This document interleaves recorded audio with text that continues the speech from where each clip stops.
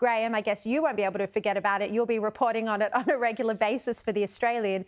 And you've done a terrific piece in The Australian for tomorrow's newspaper, where you talk about something that has emerged from these talks. You know, it's not just potentially a price on carbon that we could all be paying, but it's also $1.3 trillion that the request is being made that developed countries will now pay this to developing nations to help them transition to net zero.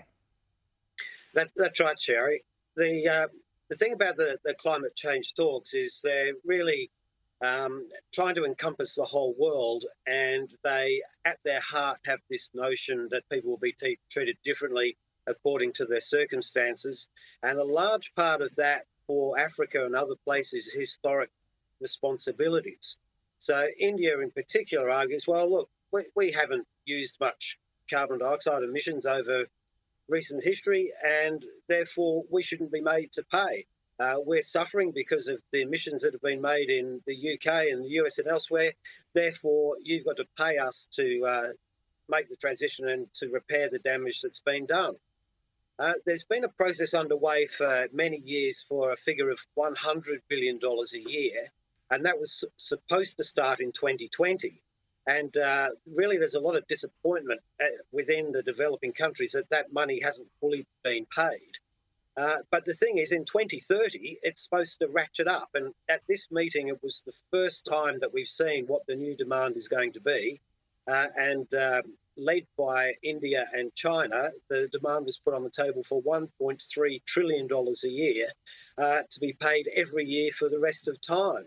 So there really is a lot riding on these talks, well beyond the level of carbon emissions that countries may be emitting. Now, what do you think is the significance of this last-minute change in the wording from phase out to phase down of unabated coal power? And, you know, do you think John Kerry, he tried to downplay this, but it is a blow to the organisers of this, isn't it?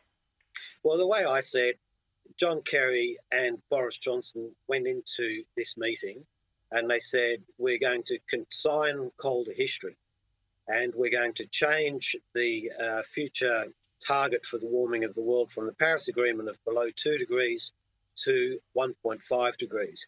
And really, they failed on both targets.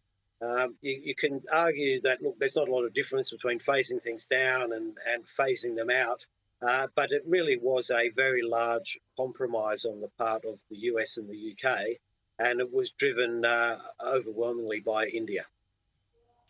Just finally, the Morrison government late on Friday released its modelling that underpins their commitment to get to net zero by 2050.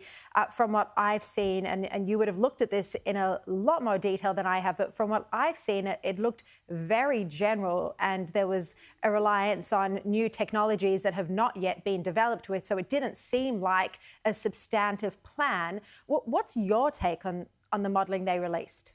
Well, my take on modelling of what the economy is going to be doing in 30 years' time is this is more like astrology than economics. Who knows? You know, it's hard enough to frame a budget over a 3-year time horizon. But in a way, the Morrison government was hoisted on its own petard. It campaigned very heavily against Labor at the last federal election on the basis that Labor couldn't produce costings and couldn't produce modelling for its plan to cut carbon emissions. So really it had no option but to release its own modelling. And the way it did it was it didn't say, oh, look, we're going to have all these savings and make all this money and it's going to cost a bit, but we have to do it. It said, well, if we don't do it, the global financial markets are going to penalise us with the cost of capital. So in effect, they've offset the sort of potential losses with gains that would be potential, losses in interest rates over a period of time. So the whole thing becomes very confusing. I think what you need to say is the Morrison government is backing everything on the basis of technological advancement. And there was a lot of discussion about this in Glasgow. Australia thinks that hydrogen is going to be a very profitable fuel of the future. And the modelling shows that coal will certainly decline. and there will be job losses there.